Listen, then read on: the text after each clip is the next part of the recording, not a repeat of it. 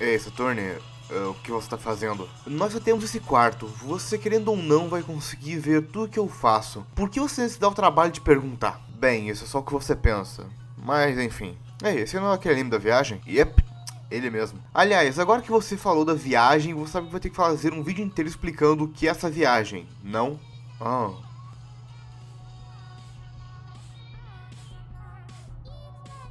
Que maneira natural de iniciar um vídeo. É a primeira vez que a gente faz alguma coisa assim, não é mesmo? Made in Abyss, o anime que ganhou o anime do ano de 2018, entrou pra lista de obras-primas que vieram da internet, e que infelizmente gerou mais hentai de LoL do que deveria. Eu sei que todo mundo nesse ponto já deve ter visto esse anime, mas eu realmente tava querendo um descanso pra esse mês, por causa de alguns problemas pessoais que tô tendo e edição, e quando eu vi o anime pela primeira vez eu lembro de ter visto ele de uma forma bem superficial, e me baseei apenas nessa minha memória falha para dar a nota. Então esse vídeo vai ser mais eu comentando e vendo se a minha velha nota 8/10 ainda é boa ou não. Mas agora já tivemos uma mini introduçãozinha básica, podemos passar pro anime, eu acho. A parte boa desse anime é que rola muita coisa e dá pra resumir, então eu saio ganhando por não precisar escrever detalhe por detalhe. Bem, a história gira em torno de um buraco que chama Abismo, ou como eu prefiro chamar, o cu do mundo. Basicamente ele é um buraco até um lugar muito fundo, lotado de relíquias e itens raros no caminho. Isso ocasionou uma grande curiosidade nas pessoas e logo foi criada um sistema de exploração do abismo, que é praticamente uma guilda. Esse sistema possui desde um ranking de exploradores, áreas de atuação, pesquisa e uma chuva de outros detalhes mais relevantes, como top ranks, uma biologia própria do abismo, etc, etc. Porém isso não é tudo. Nesse abismo há diversas espécies de monstros perigosos e mortais, além de que as pessoas do abismo não são necessariamente aliadas, e o principal que assola todo mundo, a maldição do abismo. Além do lugar ser dividido em camadas mapeadas, o abismo possui um tipo de penalidade referente a quanto a pessoa sobe de uma só vez nele. Essa penalidade varia de dores de cabeça ou náuseas para extremos como sangramento por todos os orifícios, morte ou o pior de todos, perda total da humanidade. E não é essa perda de humanidade que eu falo, você não vira um vampiro, e sim vira um furry. Agora você entende porque essa é a pior coisa na minha opinião. By the way, esse mega resumo que eu fiz facilita muito a explicação do anime, então vamos continuar. Bom, a protagonista que aparece primeiro é a Riko. Ela é filha de uma das Apitos Brancos, que são as pessoas do topo do rank da guilda. A mãe dela foi para uma exploração tempos atrás e nunca mais voltou. Então ela vive junto das crianças de um orfanato, que também é a escola, onde lá ela vive uma vida como iniciante tentando upar de ranking. Valendo dizer que na atualidade ela tem 12 anos. No mais, o que é importante saber sobre ela no momento é que ela sente uma grande fixação por explorar o abismo, mas que está restrita a uma zona devido ao rank dela ser muito baixo. E se não se preocuparem, eu vou chamar o nível dos apitos de ranking, porque facilita um pouco. Bem, em uma exploração aleatória ela acaba em uma mini perseguição, onde ela vê de camarote um bicho gigante recebendo um tiro. E quando ela vai ver quem atirou nele, ela descobre que na realidade foi um puta tiro. E daí ela conhece o Reg. Ele é uma espécie de robô feito de inúmeras relíquias do abismo. Consegue esticar os braços e tem um puta mistério envolvendo ele. Mas isso eu vou falar depois. Ela leva ele pra casa junto de um amigo, e eu quero dar destaque para as arquiteturas da sala de aula que eu achei muito bonito. Bem, depois do Reg acordar, é levantada a questão de que um robô seria o explorador perfeito do abismo, por ele não sofrer com as penalidades, o que dá um pouco de pilha para Riko que tentar explorar mais a fundo. Ela e alguns amigos do orfanato inventam um plano para colocar o Reg dentro do orfanato, por meio de um background triste. E eles conseguem. Nisso se passa 2 meses, e a Riko recebe por meio de uma outra exploração o apito da mãe dela, que supostamente está morta. O professor, que vale dizer é o discípulo da mãe dela, entrega um documento lacrado para ela. E nisso ele também revela que a culpa de um problema de visão que ela tem é vindo da maldição do abismo. Acontece que ela não só nasceu na região do abismo, ela literalmente nasceu no abismo. E calma que essa coisa piora. Bem, com toda aquela pilha posta e com tanto mistério na mesa, fica claro que era hora de fazer algo. Após descobrir que o Reg havia sido registrado nas anotações finais da mãe dela e de uma anotação falando que as duas vão se encontrar no fundo do abismo, a putaria de fato começa.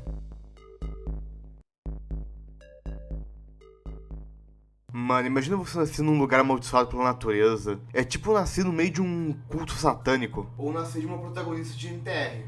Ela arruma um plano com os personagens do orfanato e consegue fugir para começar a jornada rumo ao final do abismo. E eu só quero falar que, da forma que eu coloquei aqui no roteiro, não deu toda a carga emocional da construção de cenas e narrativas que o anime fez. Mas é realmente algo bem dramático, principalmente vendo que todo o cast de personagens até agora foi formado principalmente de crianças de 12 anos. Com ideais esperançosos, mas que, quando analisado, todos esses ideais são falhos ou infantis perante a vida que é cruel e seca. Eu não sei se eu tô viajando demais com as ideias ou se o autor quis fazer isso, mas eu sei que isso vai ser o tópico dos meus próximos pesadelos. Depois o anime te enchia de uma overdose de cenário e paisagens extremamente bem feitas que realçam o brilho das primeiras camadas. Eles acabam por localizar o primeiro grande problema. Seguindo um chamado por ajuda, eles encontram um cara sendo devorado por... bem, isso. A Riko acaba por ser pega e o Reg desbloqueia a skill de Kamehameha pra salvar ela. E puta que pariu, olha a animação dessa porra. Porém, mesmo com ele usando esse canhão de Ki, ele se fode, porque depois disso ele desmaia por algum tempo. Bom, na próxima camada você já começa essa cara do anime. Já essa é a transição para um aspectos mais darks de ambiente. Isso é uma sacada excelente do anime. Ele não dá só um aspecto teórico de evolução, ele deixa esse aspecto nítido em diversos detalhes, seja por um ambiente mais escuro e assustador ou por um bioma característico, fora que futuramente ambientes mais claros automaticamente denunciam um momento para os protagonistas respirarem e sentirem a paz. By the way, nessa nova área eles vão para um acampamento, que acolhe exploradores, e lá eles conhecem a Ouzen, a apito branco responsável pelo local. Bom, foi ela que achou o apito da mãe da Riko, e também foi a pessoa que carregou a Riko em uma relíquia até a superfície. E toma essa informação com as outras coisas guardadas sobre a Riko, que daqui a pouco ela volta. A Ouzen de início parece uma personagem muito perturbadora, mas mostra que lá no acampamento ela cuida de uma criança, chamada Maruruko. E após explicarem por que os dois estão lá, os dois ficam no local para descansar e pegar mais informações. Depois os dois se arrumarem, eles ficam amigos da Maruruko. E ela fala que sofreu um acidente, que também é sensível à luz do sol. Por isso ela é aprendiz da Ouzen lá no fundo do abismo. O que também justifica ela ter um apito azul, que é um rank acima do apito da Riko, sendo que as duas têm a mesma idade. Bom, depois de uma série de movimentos fofinhos, os três se divertindo, mostra que a Riko acordou no meio da noite. E indo pra PQP do lugar, ela encontra uma criatura viva e obviamente ela foge. No dia seguinte ela conta o que aconteceu, mas não é levado a sério. Só que a Ouzen decide explicar toda a situação pra ela. E agora que a parte do fato dela ter carregado a Riko vem à tona. De início ela fala que achou o apito e a carta em um túmulo e que supostamente a Lisa, mãe da Riko, já tá morta. E ela ainda complementa que a carta não foi escrita pela Lisa, porque a letra é diferente. E até descreve onde encontrou o túmulo dela. Mas a bicuda realmente é sentida quando ela mostra o receptáculo anti-maldição. Essa relíquia é pessoal da Ouzen. E foi nela que a Riko ficou quando estava sendo carregada até a superfície. Porém é revelado qual o real poder desse receptáculo. Na teoria ele anula a maldição do abismo, e essa seria a desculpa da Riko ter sobrevivido, mas na realidade ela não anulou a morte em si, mas sim reviveu o cadáver. Ou seja, Riko foi um cadáver por 12 anos e não sabia. E o monstro que ela viu na noite anterior era um pedaço de carne que a Ouzen colocou dentro para testar se ainda estava funcionando. Sim, essa parte é muito sádica e muito doentia. Eu disse que quanto mais fundo eles estavam, mais o anime ficava dark. Devo admitir que foi um plot bem bruto e pesado, mas algo que meio que ocorreu rápido demais, eu diria. Mas acho que isso é opinião pessoal. Uma outra coisa em específico que eu quero reclamar é a Ouzen. Ela tá falando isso como se fosse totalmente de boas, sendo que ela tá na frente de 3 crianças, e uma delas não tem nada a ver com a situação. Também você pode argumentar que é pra eles terem uma mente mais forte no futuro, mas ela podia pelo menos ter pedido pra Maruruko esperar lá fora ou algo do tipo. Ela não tem nada a ver com a situação, como já disse. Enfim, 2 detalhes que ela menciona é que a carne parou de se mover depois de um certo tempo, e tanto a Riko quanto a carne aparentavam ter um desejo estranho sobre ir na direção do abismo. É mais mórbido ainda, porque pensa que a Riko pode morrer a qualquer momento, que os desejos dela na realidade é só uma maldição estranha. By the way, o Reg fala que a Ouzen tá sendo mais infantil que crianças de 12 anos naquele momento.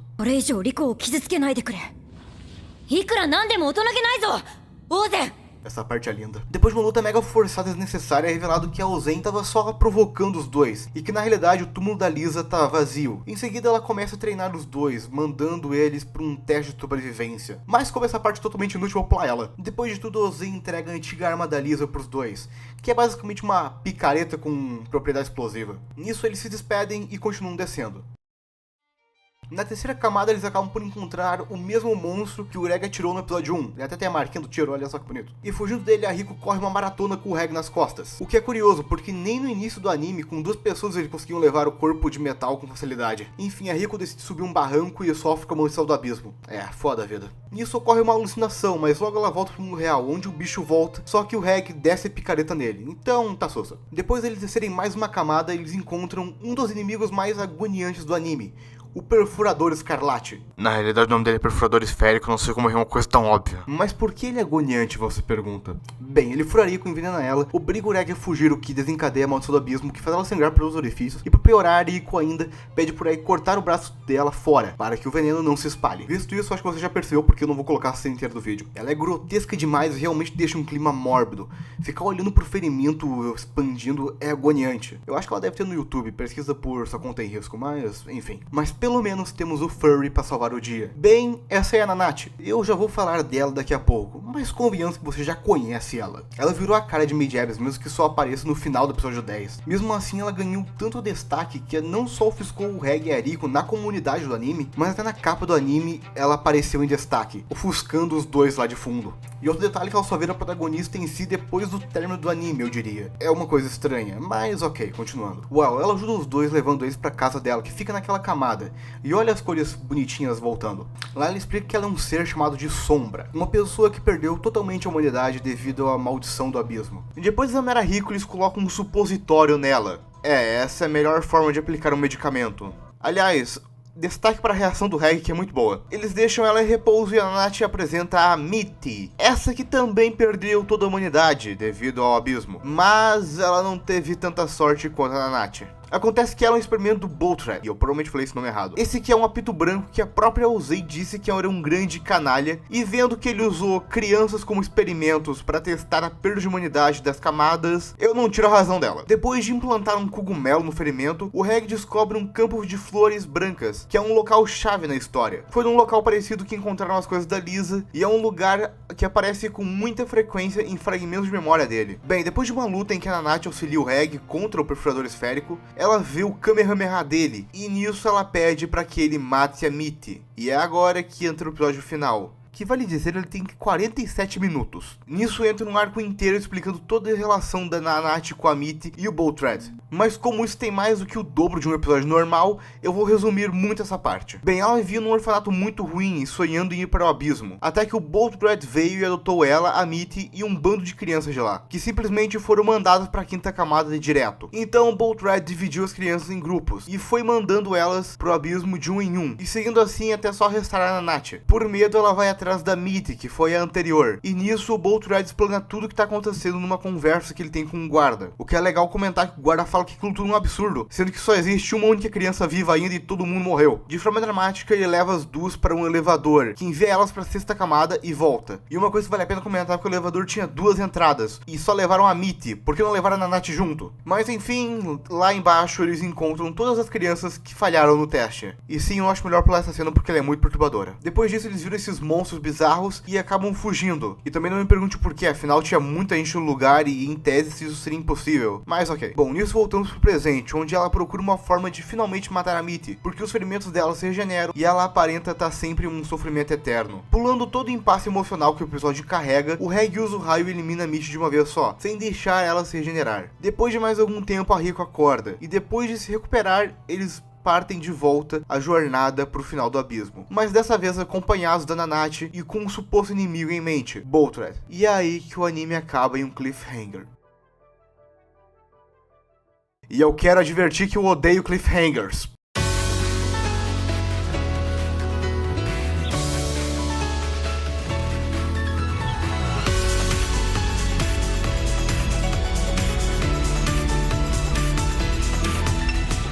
Bem, eu acho que esse foi Made in Abyss, e é até mais legal do que eu me lembrava na realidade. O ambiente de aventura é fantástico, faz você querer entender o que originou o abismo, o que são as relíquias, por que a maldição existe, e isso só no cenário que se passa ele. A história, apesar de começar simples, se ramifica de uma coisa feliz e colorida para algo mórbido, desconfortante, mas muito bom. Eu só quero advertir que eu sei que como eu passei o anime aqui, ele não pareceu tão complexo, mas eu pulei episódios inteiros que eram apenas diálogos e desenvolvimento de plot, e colocar nesse vídeo ficaria meio monótono, mas os personagens são muito gostáveis, principalmente os três protagonistas, assim dizendo. A Rico, mesmo sendo um pouco ingênua, é um personagem muito animado e a fixação dela é realmente algo carismático. O Reg é um personagem fofo e mesmo assim bravo, tentando sempre salvar a Rico, se pondo na frente dela em ataques, etc. A Nanate é uma coisa à parte, todo o background dela eu acho que é o melhor dos que apareceram até agora, e sinceramente a trama dela com a Mitty não me deixou muito triste, mas é algo tocante por um momento frágil, eu diria. No fim, esse anime realmente merece um bom lugar ao sol, mas ok. Minha nota pra ele é 8 dos Abyss Watchers cometendo suicídio dia após dia, / o Cavaleiro de Astoria. Bem, sei a pessoa... Não, para. Hã? O que foi, Saturno? Você nem sequer falou da viagem no vídeo. Ah, é verdade, eu esqueci disso. Bom, eu assisti esse anime enquanto eu tava numa viagem escolar, onde eu virei comunista por uma semana. Sério? Eu te dei um roteiro perfeito pra colocar no vídeo e você só ignorou? Relaxa, outra hora eu faço um vídeo sobre. A gente nunca vai conseguir fazer um vídeo decente.